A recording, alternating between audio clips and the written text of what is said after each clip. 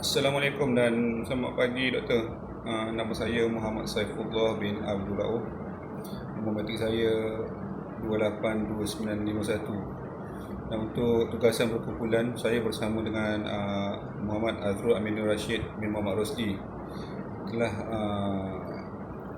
membuat tugasan yang bertajuk pengurusan konflik dan tekanan di syarikat penerbangan Malaysia. Okey, seperti yang kita tahu, Malaysia Airlines adalah sebuah syarikat penerbangan di Malaysia. Syarikat Malaya Airlines berhad menjadi syarikat penerbangan nasional pada 1 September 2012 selepas sistem penerbangan Malaysia dinyah senarai daripada Bursa Saham pada tahun 2014 dan anak syarikatnya telah berhenti beroperasi pada 31 Ogos 2015 mula beroperasi sebagai sebuah syarikat. Syarikat penerbangan ini bermula sebagai Malayan Airways Limited dan menjalankan penerbangan komersial pertamanya pada tahun 1947. Selepas penubuhan Persekutuan Malaysia pada tahun 1963, ia diberi nama semula sebagai Malaysia Airlines. Pada tahun 1966, syarikat penerbangan ini diberi nama semula sebagai Malaysian Singapore Airlines MSA dan pada tahun 1972, ia telah diberi nama semula sebagai Sistem Penerbangan Malaysia iaitu MAS. Malaysia Airlines mempunyai sejarah yang panjang dan membanggakan dalam produk dan jenama yang mewakili layanan yang luar biasa. Syarikat penerbangan nasional ini telah dianugerahkan 5 bintang oleh Skytrax beberapa kali dan telah memenangi anugerah The Asia Leading Airline di World Travel Awards. Ia juga telah menerima banyak anugerah dalam industri penerbangan. Mempunyai rekod prestasi yang sangat baik. Syarikat penerbangan ini adalah penyokong penting dalam menghubungkan Malaysia ke seluruh dunia. Sebagai ahli kumpulan penerbangan Malaysia, MAG, melayani lebih daripada 50 destinasi dan seluruh dunia, mengendalikan lebih 300 penerbangan setiap hari. Malaysia Airlines menawarkan perjalanan yang lebih lancar daripada 1000 destinasi dan 150 negara dan sambungan terbaik akses kepada 650 launch di lapangan terbang di seluruh dunia. Malaysia Airlines mengendalikan penerbangan dari pangkalan utamanya iaitu lapangan terbang antarabangsa Kuala Lumpur dan menawarkan sambungan ke seluruh dunia termasuk Eropah, Timur Tengah, Australia, Asia Utara, Asia Selatan dan Asia Tenggara. Konflik dalam tekanan yang dihadapi oleh Malaysia Airlines. Pada 9 Mac 2020 diketahui bahawa yuran operasi Malaysia Airlines telah dikurangkan sebanyak 10% dan tiada pertambahan. Malaysia Airlines berhad telah memotong gaji eksekutif kanan sebanyak 10% mulai bulan ini. Bulan itu bulan Mac 2020. Menurut Ketua Pegawai Eksekutif Kapten Azam Ismail sambil menambah bahawa mereka tidak akan menerima papasan lagi. Izam berkata pemotongan ini adalah sebahagian daripada langkah untuk mengatasi permintaan yang merudum di tengah-tengah wabak coronavirus. Beliau memberi amaran bahawa langkah penjematan kos selanjutnya akan diperkenalkan dalam beberapa hari akan datang. Dia dan pasukannya dan pasukan pengurusan juga sedang mempertimbangkan untuk melakukan perkara yang sama untuk MAG dan mereka akan memutuskan tindakan segera dalam jangka masa beberapa hari. Okey.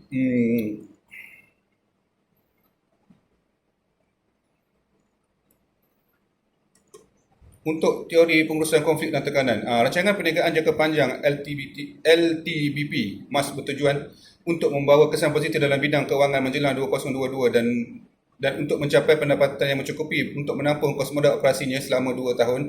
LTBP telah menekankan komitmen MAS sebagai syarikat penerbangan premium dan merangkumi aspek utama iaitu saiz pesawat sesuai, penyediaan pengalaman pelanggan yang premium, penggunaan strategi perkongsian dan diversifikasi hasil penerbangan syarikat tersebut. Dalam usaha untuk berjaya dalam industri penerbangan, MAS mengutamakan pengurangan kos sebagai satu pendekatan penting. Walaupun syarikat telah bersaing dengan syarikat penerbangan yang lain, terdapat ruang untuk penambahbaikan terutama dalam mengurangkan pembaziran. Ini menunjukkan hasrat untuk beroperasi secara lebih efisien dan berkesan dalam usaha mencapai kejayaan. Namun pandemik COVID-19 telah menjadi satu cabaran besar dan mengganggu kestabilan industri pelancongan. Ini mencetuskan keperluan untuk membuat penyesuaian dan penjematan kos dalam konteks situasi yang tidak menentu yang disebabkan oleh pandemik. Jenis-jenis konflik yang wujud. Proses penyelesaian konflik dalam konteks organisasi sangat penting untuk memastikan keharmonian dan produktiviti dalam persekitaran kerja. Terdapat 3 jenis konflik, iaitu konflik interpersonal, konflik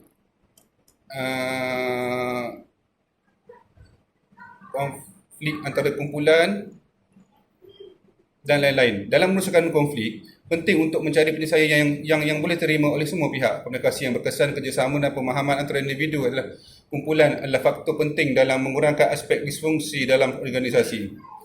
Peranan tekanan dalam pengurusan konflik. Walaupun tekanan di tempat kerja adalah satu perkara biasa, tekanan yang terlalu banyak boleh menghalang produktiviti dan merosakkan kesihatan fizikal dan mental. Keupayaan untuk mengendalikannya boleh membuatkan perbezaan antara kejayaan dan kegagalan. Kita mungkin tidak dapat mengawal sepenuhnya persekitaran kerja, tetapi kita tidak bermakna kita tidak berdaya untuk mengendalikannya.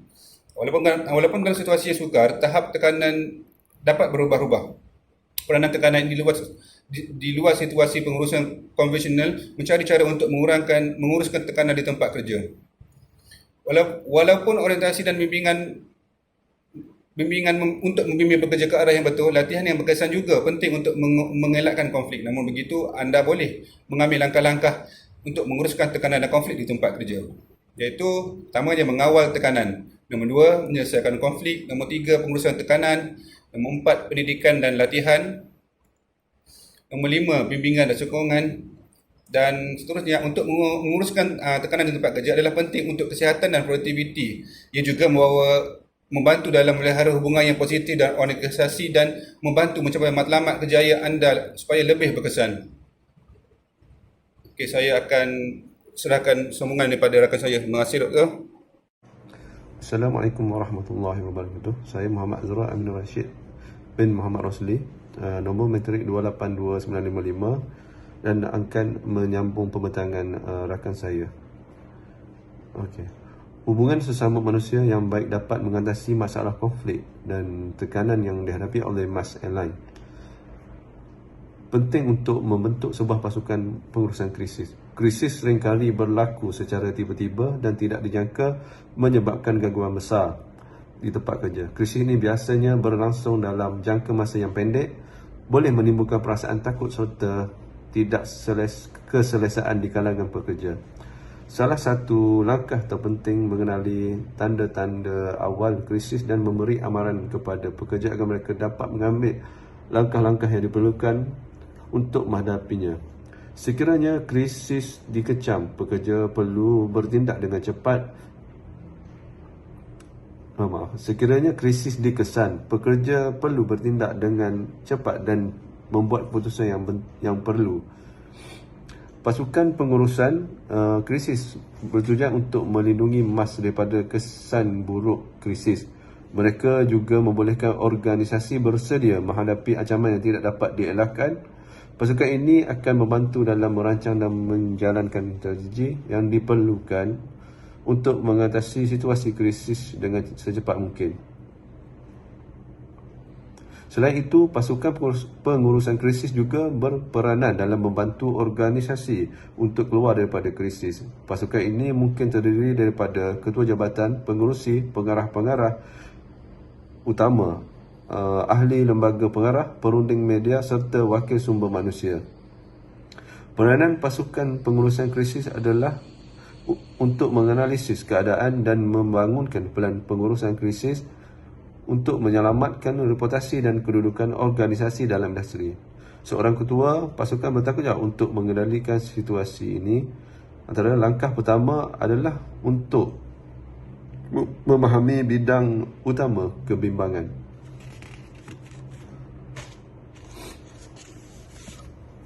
Dalam situasi kecemasan, pasukan pengurusan krisis akan menangani pelbagai isu dan kelemahan yang menyebabkan krisis di tempat kerja.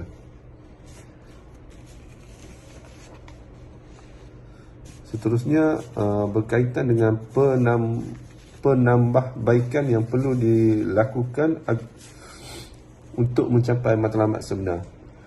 Untuk memastikan kesaksamaan pengurusan, kanan harus merancang dengan teliti untuk mengatasi kesan berat sebelah yang timbul daripada faktor peribadi dan budaya. Untuk mengurangkan konflik kerja, perlu memberikan beban kerja yang bersesuaian dengan mempertimbangkan kebolehan sumber yang sedia ada. Memberikan pekerja masa yang mencukupi menjalankan tugas mereka dengan cekap dan penting. Mengelakkan persekitaran kerja yang memupuk sikap keusahawanan yang memberikan pekerja lebih banyak kawalan terhadap tugas mereka dan kurangkan tumpuan kepada masalah pribadi.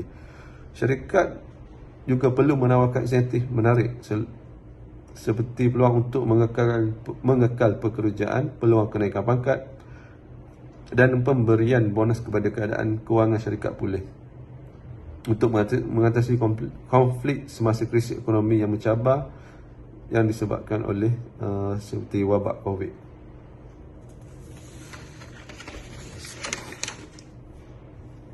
Okey, mengapa komunikasi dalam perniagaan adalah penting semasa krisis?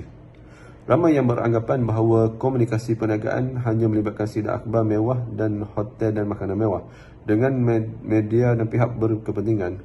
Namun terdapat banyak lebih aspek dalam komunikasi korporat daripada hanya mencipta laporan tahunan yang cemerlang atau membuat pengumuman media yang hebat.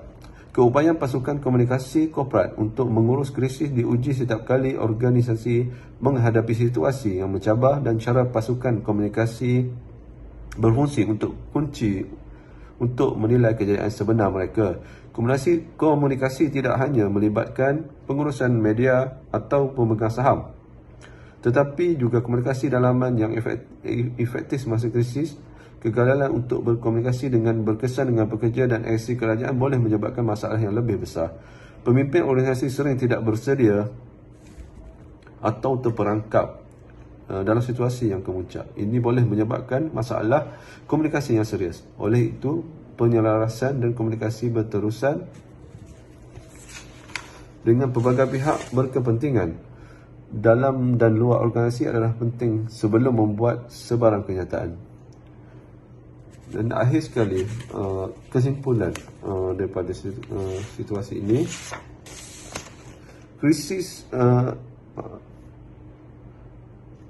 kesimpulan, tindakan kewangan yang bijak dan komunikasi yang berkesan adalah dua elemen utama dalam mengurus krisis dan memastikan kesinambungan perniagaan. Gaya penyelesaian konflik sering dilihat sebagai respon terhadap situasi tertentu.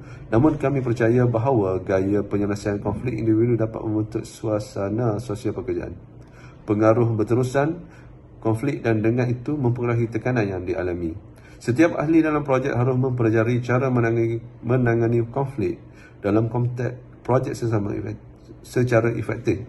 Pengurusan konflik yang berbakat berusaha mengenal pasti punca konflik. Untuk penyelesaian yang berkekalan, mereka harus mengatasi akar permasalahan konflik. Bukannya hanya gejala yang muncul, pertikaian mungkin berlaku sebelum tercipta hubungan yang sebenar. Dan pengurus konflik yang terlatih membuat rancangan tindakan untuk menangani masalah yang berpotensi muncul. Mereka sepatutnya memberi tumpuan kepada perbangunan suasana yang bertujuan mengurangkan konflik yang merosakkan dan menangani geseran rutin serta perbezaan kecil sebelum ia menjadi sukar dikawal. Individu yang menggunakan gaya pendekatan atau pengelakan cenderung mengalami tekanan yang lebih besar dalam organisasi untuk menyelesaikan konflik. Sementara individu yang mahir dalam mengendalikan konflik tugas dengan baik cenderung mengalami tahap tekanan yang lebih rendah, yang mana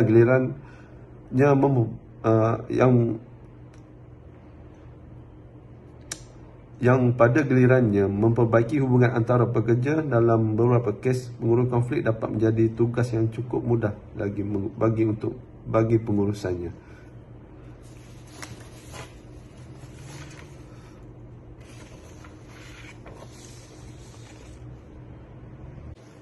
Sekian saja pembatangan pada hari ini dan terima kasih.